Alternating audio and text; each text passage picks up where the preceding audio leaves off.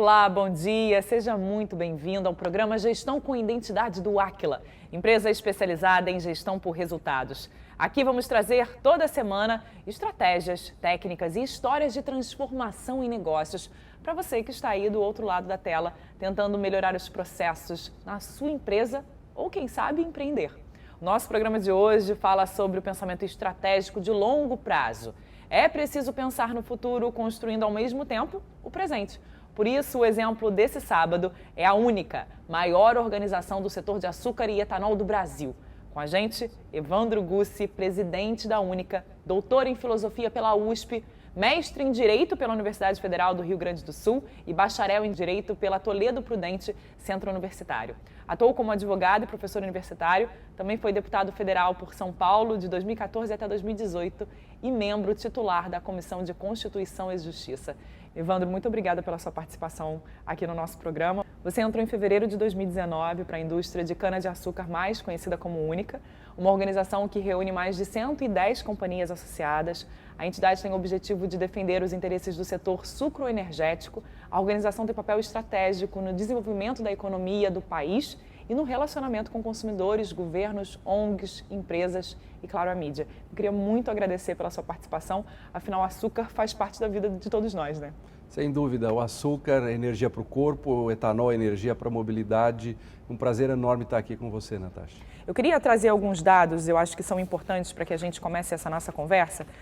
A cana-de-açúcar hoje, né, e esse mercado, ele é responsável por fazer parte da vida de 70 mil produtores, gera emprego, renda, desenvolvimento em cerca de 30% dos municípios brasileiros, ou seja, é uma vastidão realmente de benefícios que traz para a economia, mas para a vida também das pessoas. Eu queria que você contasse um pouco para a gente de como surgiu a Única, porque na verdade ela é uma união de esforços desse setor tão importante para o Brasil, né?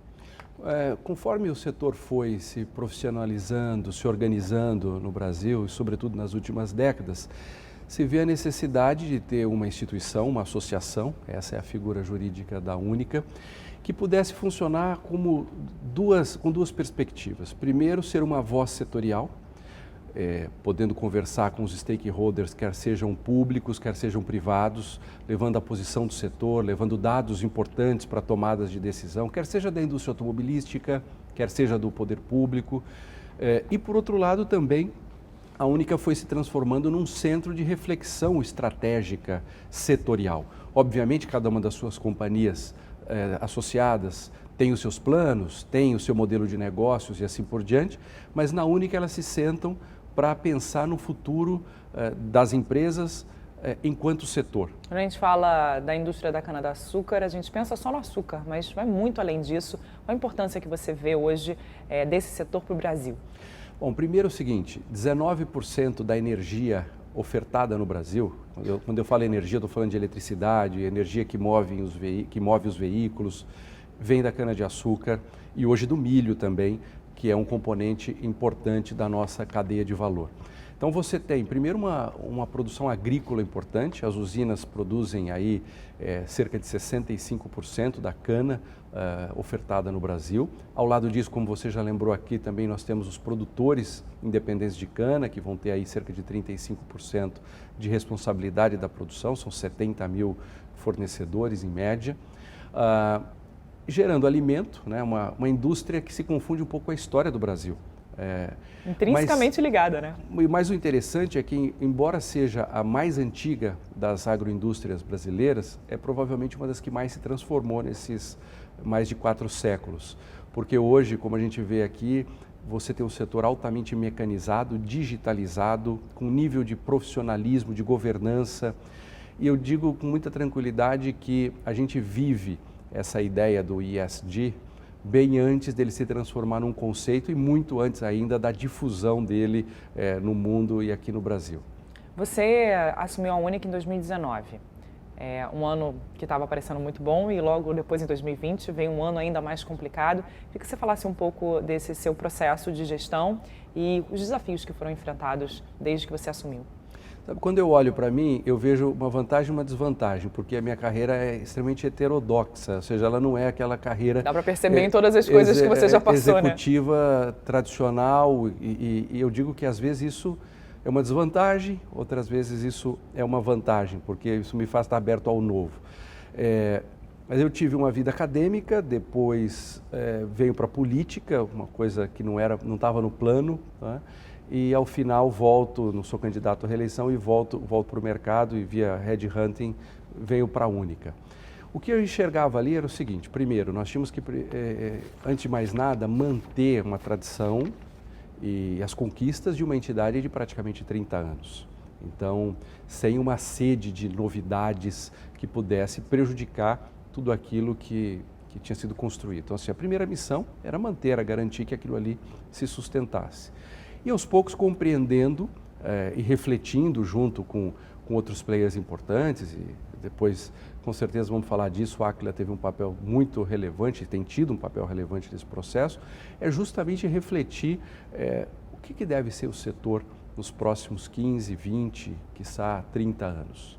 Então, são essas duas coisas. E olhando a associação, primeiro o seguinte: qual é o negócio do meu associado? Número 2, tratando o meu associado, que ao mesmo tempo é o dono da associação, mas também como um cliente, ou seja, por que justifica ter a Única? Por que justifica esse esforço que é feito pelas associadas para que nós tenhamos a Única? Número 2, como é que a gente pode se relacionar da melhor maneira, da maneira mais construtiva com esses stakeholders? Que tipo de relação a gente tem que ter com o governo? Que tipo de relação a gente tem que ter com os outros players das cadeias de valor a que a gente está conectado? Então essa foi uma parte importante, tem sido uma parte importante da reflexão que a gente tem feito lá quanto à gestão. E aí você falou das diferentes facetas que você já teve ao longo da vida, né? E a questão como deputado foi algo que transformou, de certa forma, muito e te fez chegar onde você está, porque você já pensava em coisas como essa, com a apresentação, por exemplo, do RenovaBio. Eu queria que você explicasse um pouco para a gente que projeto é esse, o que ele pode transformar e o que ele trouxe de benefícios para a indústria atualmente. O RenovaBio é a política nacional de biocombustíveis. Como é que nós vamos reduzir carbono, emissão de carbono, na mobilidade, aproveitando esses ativos fantásticos que são os biocombustíveis brasileiros? O etanol, é algo que a gente faz com perfeição, né? É o estado da arte, né? Você vê a história do etanol. Sabe que tem um título de matéria da imprensa indiana que para mim resume isso. A gente está fazendo um trabalho muito forte de compartilhamento de know-how, de política pública, de tecnologia, de processo de cadeia de valor com os indianos. E aí uma matéria, o título da matéria diz assim: Índia quer construir um mini Brasil a partir do etanol. Então, acho que isso, como brasileiro, assim, me dá um orgulho enorme, né? E aí o RenovaBio, como é que a gente vai aproveitar esse ativo com uma política orientada a mercado, sem subsídios e com sustentabilidade econômica, política e ambiental, né? Social e ambiental. E eu era deputado à época, isso foi desenvolvido por times técnicos, entra no governo, na época, na assessoria técnica do Ministério de Minas e Energia. E quando eu me deparo com aquilo, foi até curioso, porque eu tinha um viés acadêmico, então eu gostava de entender do que se tratava. E aí foi uma reunião muito curiosa, 2h30, 12 páginas de anotação para entender o que eles estavam pensando. E quando termina a reunião, eu disse: olha, isso aqui para de pé. Inicialmente era para sair uma medida provisória, como isso acabou não acontecendo, eu pedi à época ao governo, ao presidente da Câmara, então, olha, eu gostaria de apresentar o projeto de lei e gostaria de um apoio para a gente aprovar.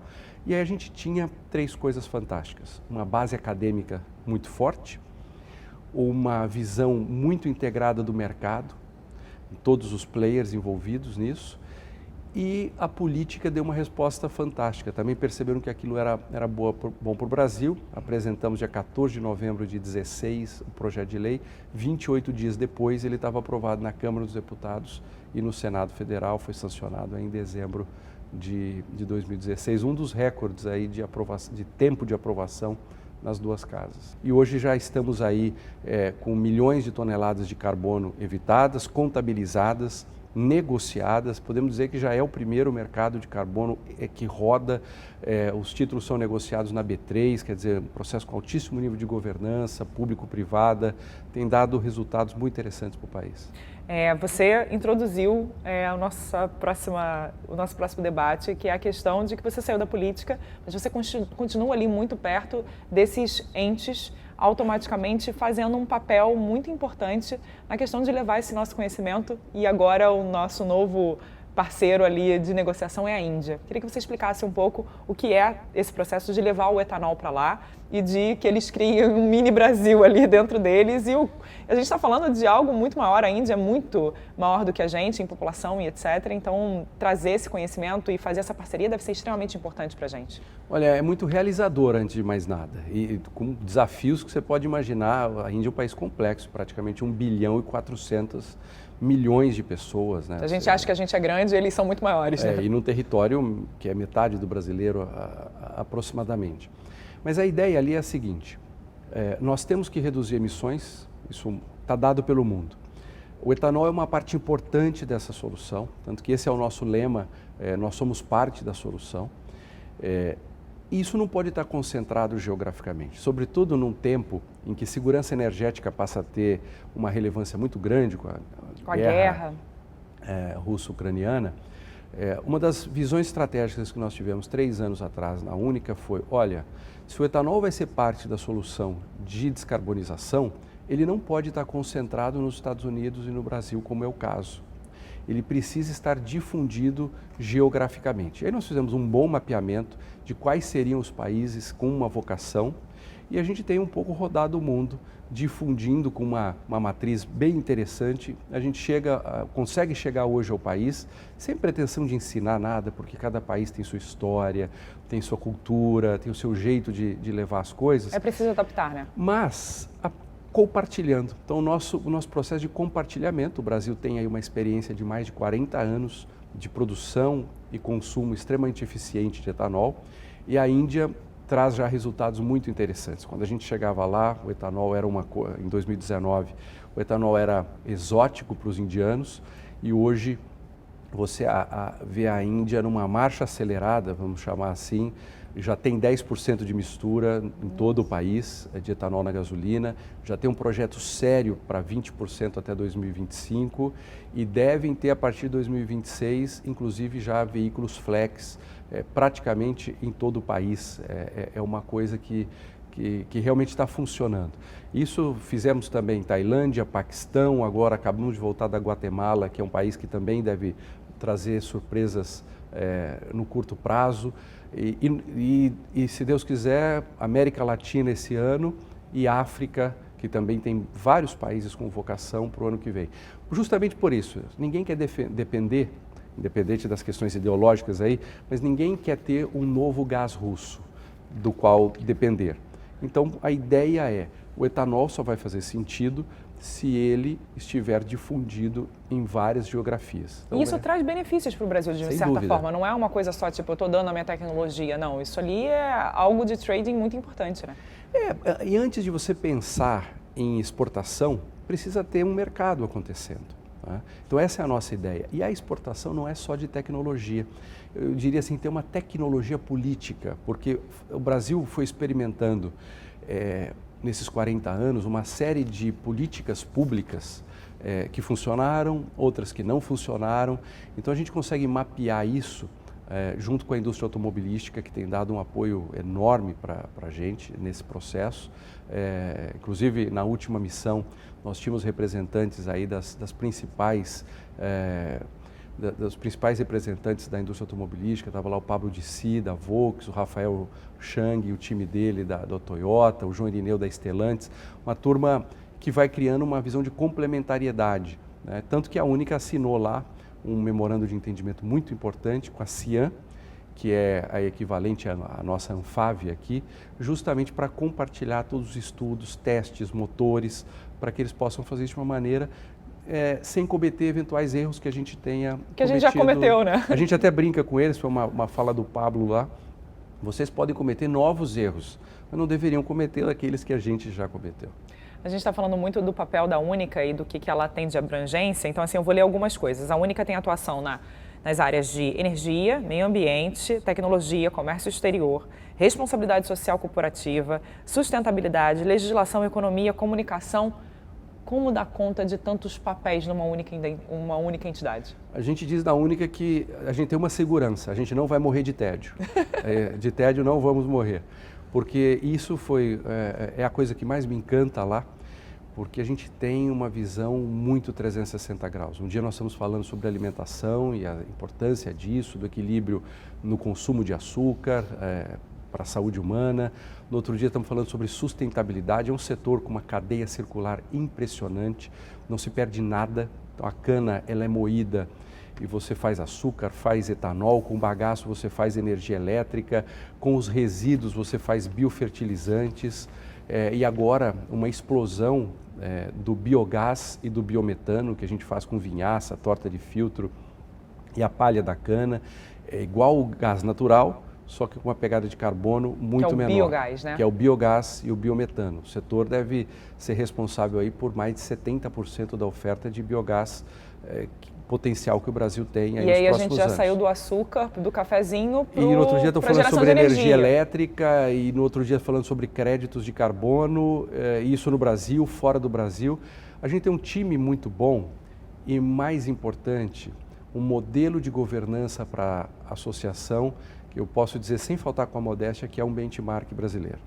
A gente tem um conselho na Única com altos executivos que vêm das associadas, executivos de primeira linha, de perfil global, uma capacidade de reflexão estratégica e operacional incrível, a quem eu reporto pessoalmente, e que a gente conduz ali um processo de reflexão estratégica muito interessante, porque a gente consegue pensar 5, 10, 15, 20 anos e também no hoje, né? Porque não tem amanhã sem hoje.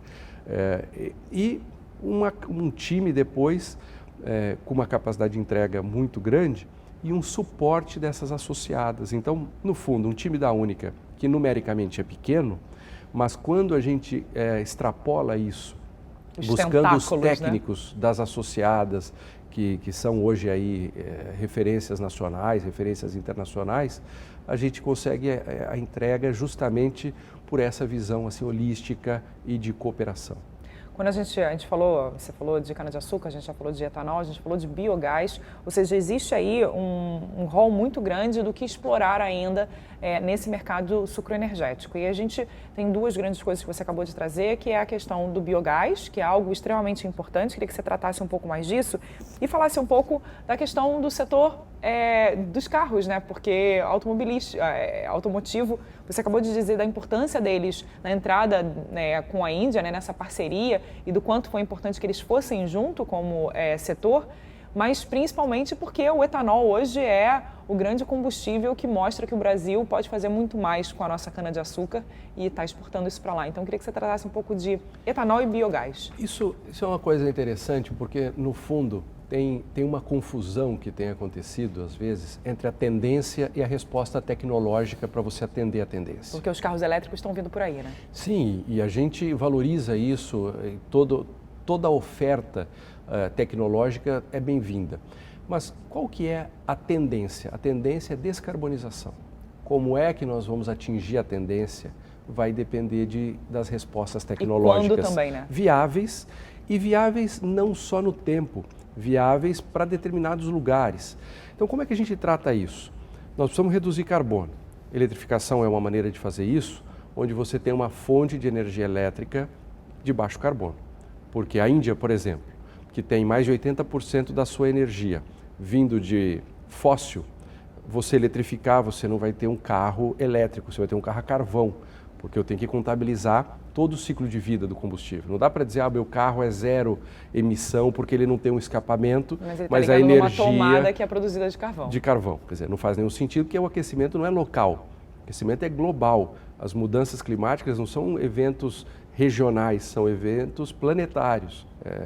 Então, quer dizer, não adianta transferir geograficamente a emissão daqui para lá, não vai resolver nada. Então, como é que nós temos visto isso? O etanol como uma estratégia complementar, porque ele tem uma capacidade de redução de cerca de 90% em relação à gasolina.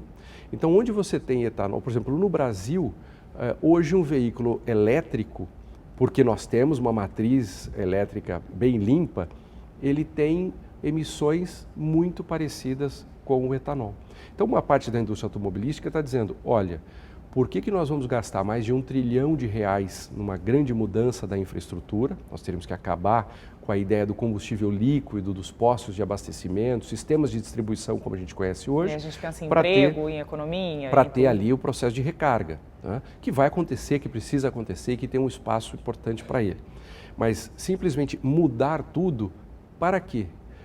Sendo que hoje o etanol, um carro abastecido com etanol, na avaliação do ciclo de vida, tem emissões muito semelhantes no Brasil a um carro a bateria plug-in que recebe a eletricidade do país. Então, uma parte da indústria automobilística diz, olha, para o Brasil, a utilização do etanol em 3 fases, que a gente já está conseguindo identificar, pode ser uma solução fantástica. Quais fases? A melhoria ainda maior dos veículos flex, como a gente tem hoje, mais eficiência e assim por diante. Veículos híbridos flex, que já estão rodando aí nas ruas brasileiras. Tem até táxi. E é muito legal, porque aí você tem o melhor dos 2 mundos, você tem a eficiência do motor elétrico, mais a utilização do etanol, que é no fundo hoje uma bateria líquida, como a gente está tratando. E o terceiro, Natasha, que é uma coisa fantástica, que tem um processo grande de pesquisa e desenvolvimento em curso, que é a chamada célula combustível. O que é a célula combustível? Ao invés de eu queimar o etanol, eu vou retirar do etanol o hidrogênio que ele possui. Porque o etanol é rico em hidrogênio, tem 6 átomos em cada molécula, e por um processo de reforma, você captura esse hidrogênio e com esse hidrogênio você vai fazer eletricidade dentro do carro.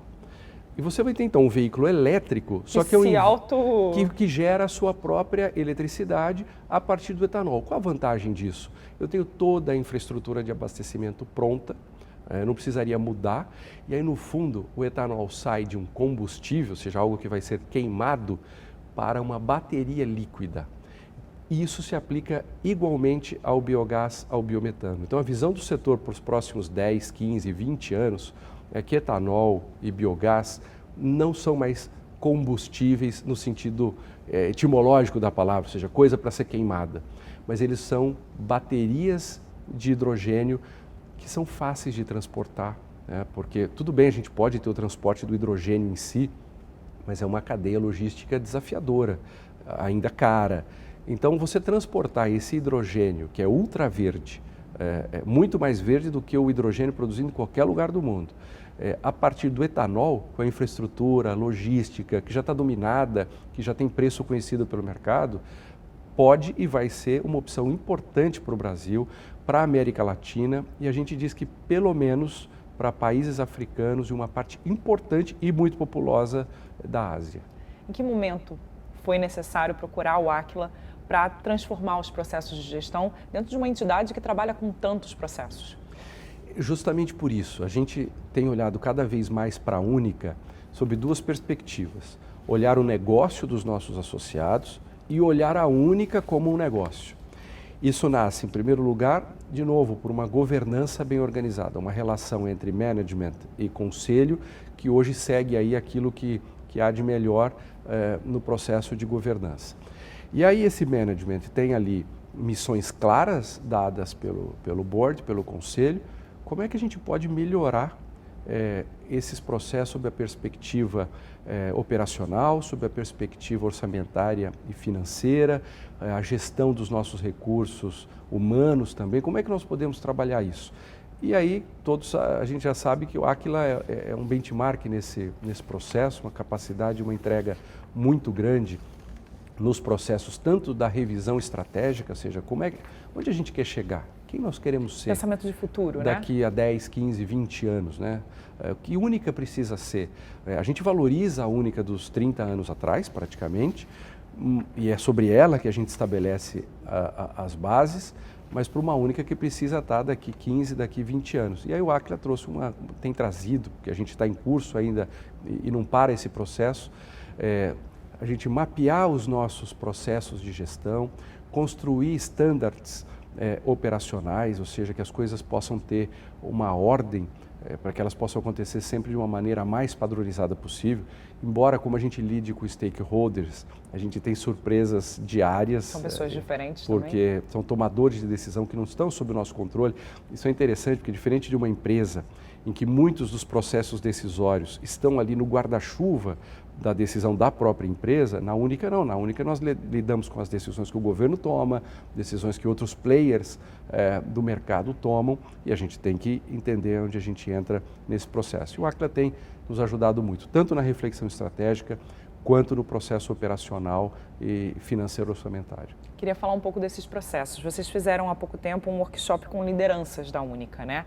E a partir disso, o que vocês entenderam de experiência e o que trouxe isso de resultado? A coisa mais importante que a gente fez ali naquele workshop é por que a Única existe e qual a entrega que ela deve acontecer. Porque ao final do dia, é isso que importa, né? Qual é a entrega? E se eu não começo olhando para a entrega, ou seja, o que eu tenho que entregar ao final, todo o início do processo reflexivo e operacional não vai andar bem.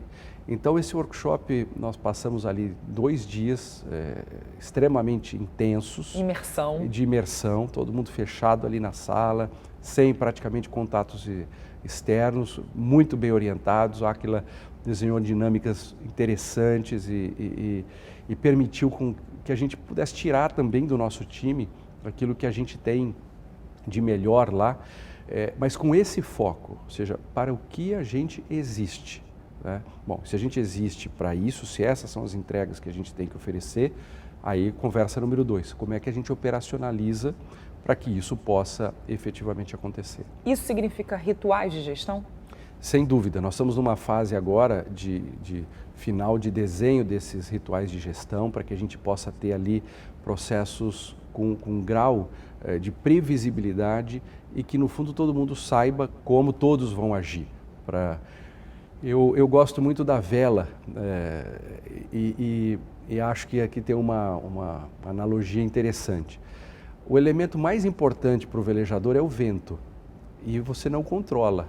E é justamente por isso que a primeira lição de um velejador é que dentro do barco tem que estar tudo organizado. Como você não controla aquilo que está fora do barco, você tem que ter o máximo de controle possível dos elementos que estão sob a sua gestão dentro do barco. Então, na Única é mais ou menos a mesma coisa. A principal commodity do país, você precisa ter muita gestão. Então, justamente, como a gente tem uma série de elementos, que eu diria que são ventos, que a gente não vai controlar para onde vão soprar e com que intensidade, com que velocidade, do nosso lado tem que estar tudo certinho, tudo muito bem organizado. Quando você fala disso, o que vocês veem para o futuro? Depois de todo esse processo de gestão do Aquila, o que vocês veem na organização, na Única, para o futuro? Eu vejo uma entidade que entregue cada vez mais valor para o seu associado, porque são essas pessoas que fazem a coisa valer a pena. São esses empreendedores que estão acreditando no Brasil há tantas décadas, que estão renovando a sua esperança no Brasil, ou seja, então eu sempre digo isso para o nosso time, são essas pessoas que importam, eles que estão lá tomando o risco de investir milhões, bilhões de reais, no fundo no Brasil, na vida das pessoas, cuidando de gente e assim por diante.